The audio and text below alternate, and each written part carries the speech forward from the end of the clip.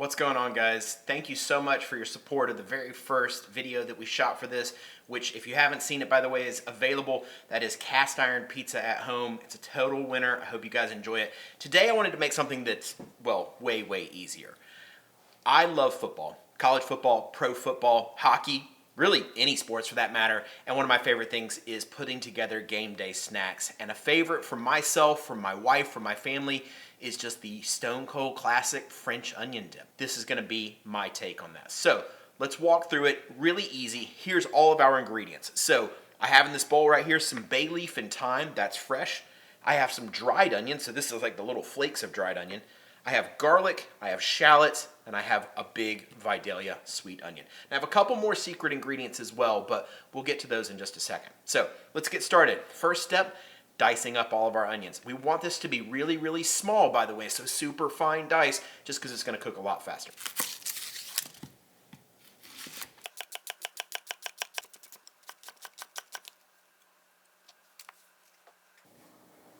All right, so we got our onions. This right here is our Vidalia sweet onion. Let's also do our shallots. I'm gonna do 2 shallots. I'm also gonna do 1 clove of garlic. I like the mix of different onion types. This one is ultra sweet.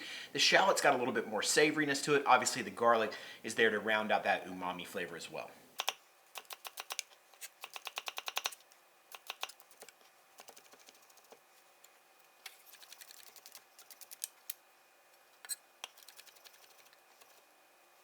All right, guys, we got our onions cut. Sweet onions, shallots, and garlic all together right here. I have a saucepan beside me. This is just like a little small, I don't know, 2/4 or something like that.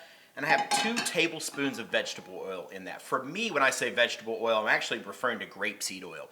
Something that's neutral, doesn't have any flavor to it whatsoever. You can use whatever you have on hand, whether that be avocado, safflower, sunflower, kind of the list goes on and on and on. Let's drop our onions in here without any heat. So this is off right now. Let's toss all of these in here. And then we're gonna add a couple of ingredients to this that are going to improve the quality of our caramelized onions.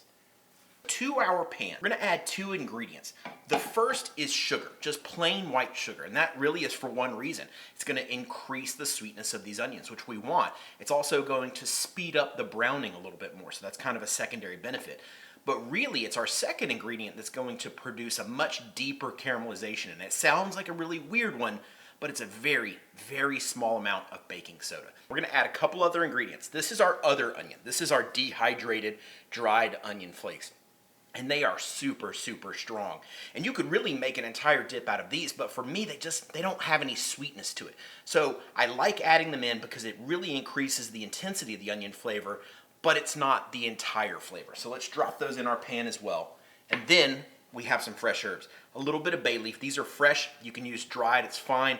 And then a little bit of thyme as well. Let's throw a quick chop on this thyme just to make sure that it's not too big, because we're not going to fish it out. We'll pull the bay leaves out, but the thyme sprigs we'll leave in there. We're gonna turn this on medium heat, and we're gonna start it with the lid on. It's not gonna build any color that way, but we're going to cause the water that's inside these onions, which by the way are about 75% water, to release their liquid. It's gonna speed up the softening process. Okay guys, this thing's been cooking for about 5 minutes now with the lid on. So let's grab it, and I'll open this up and show you what's going on here. So obviously we got loads of steam from this, but that's because we have a lot of water left behind. You can see this, and there's tons of water. This is very soft. Now, this is where we're gonna start adding our ingredients that are a little bit of a riff for me, but that makes sense. Better than bouillon. Beef bouillon. This is the paste stuff, by the way, but you can absolutely use the powder. It's got a lot of other stuff in it, but this one is basically just concentrated beef and yeast. And that is going to make this uber savory. Then, another doodad in the kitchen. Maggi, or magi. I don't really know how you pronounce that. Liquid umami. So, a couple drops. Doesn't need a lot. This stuff's super intense, so be careful. Some grinds of fresh black pepper. And then a 100% optional ingredient, MSG.